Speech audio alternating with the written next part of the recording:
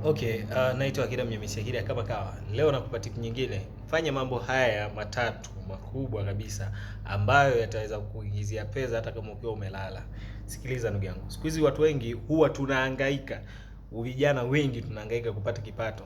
Haswa kwa sababu unajua kazi zimekuwa changamoto, yani ajira in short zimekuwa changamoto. Ukiachana na masuala ya ajira, kupata mishe imekuwa changamoto, mitaji nayo imekuwa changamoto, kila kitu kimekuwa changamoto. Sasa kuna mambo matatu ambayo unaweza ukayafanya, ambayo unaweza ukayafanya ukiyafuata kwa utaratibu mzuri, ukiyajua yatakuingizia hela hata kama ukiwa umelala. Jambo la kwanza, asilimia kubwa tuna simu kubwa. Hata wewe unaangalia video hii unaangalia kwenye simu kubwa, na tuna access ya mtandao. Hata wewe unaangalia video hii una access ya mtandao. That's why umepata nafasi na umeweza kuangalia video hii. Sasa cha kufanya, jifunze digital marketing. Cha kwanza, digital marketing siku hizi imekuwa inalipa sana. Watu wengi wamekuwa wakipata pesa yani wanaendesha maisha yao kutokana na digital marketing.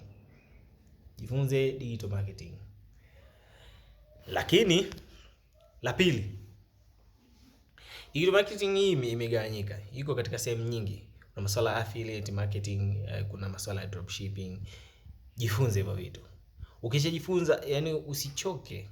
Ukishajifunza jaribu. Yani jifunze huku unafanya. Jifunze huku unafanya practically kwa sababu unayo simu, una access ya mtandao.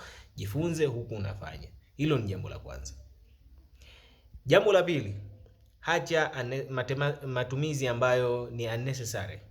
Acha unnecessary uses of money. Kwa mfano unatumia hela ovyo kwenye masuala ambayo hayana msingi.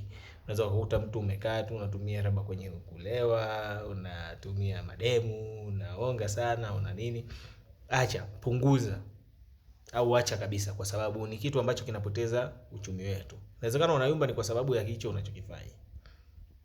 Alafu hivyo nishasema vitu viwili. Jifunze digital marketing, lakini pia acha matumizi ya ovyo.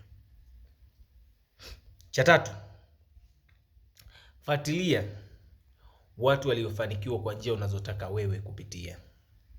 Kama utajifunza digital marketing, utataka kufanya digital marketing kama ndo kazi yako kubwa au main job, yani ile kazi yako ya moja kwa moja, basi fuatilia watu ambao wamefanikiwa na digital marketing. Wapo wengi, hata Tanzania pia tunao ambao wamefanikiwa.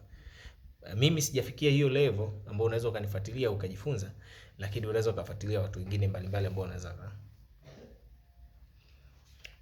Tipu ya mwisho ya ziada, jifunze kutumia AI. AI siku hizi imekuwa na msaada mkubwa sana katika mafanikio ya vijana, katika maendeleo. Ina mawazo, inaweza kukusaidia kufanya vitu vingi. Siku hizi hadi kwenye AI unaweza kutengeneza website, unaweza kutengeneza apps. Kwa hiyo jifunze kutumia AI. Mtandao unalipa. Yalikuwa ni hayo tu. Ukitaka kupata zaidi ya hayo, usichoke, endelea kufuatilia channel yangu Mlash Media. Tupo hapa kukupa tips mbalimbali bora na nzuri. Karibu sana.